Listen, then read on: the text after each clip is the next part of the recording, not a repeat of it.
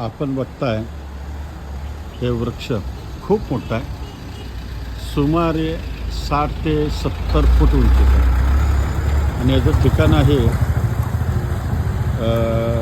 पद्मनाभराव कदम साहेबांच्या बंगल्याच्या पश्चिम बाजूला, सिव्हिल हॉस्पिटलच्या पूर्वेला, जो इकडं रिलायन्स मॉलकडे येणारा रोड आहे, या रोडवरती.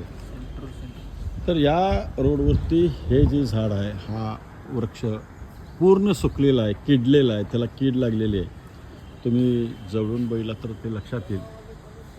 हा वृक्ष कधीही ढासळू शकतो, हा वृक्ष कधीही ढासळू शकतो आणि इतका मोठा उंच आहे.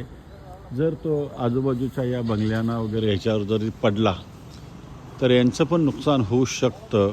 अगर सिव्हिल हॉस्पिटलच्या आतमध्ये पडला तर त्यांच्याही वास्तूचं नुकसान होऊ शकतं, वॉल कंपाऊंडचं सुद्धा नुकसान होऊ शकतं.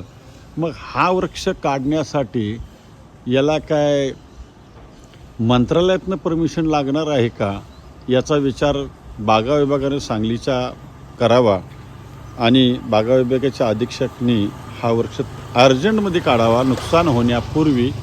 आणि जर का तुम्ही नाही काढला, नुकसान झालं, तर मात्र त्याचं डॅमरेज भरायची तयारी ठेवा. एवढीच मी रोज एक नवीन विषयखंड आपल्याला विनंती करतो. धन्यवाद.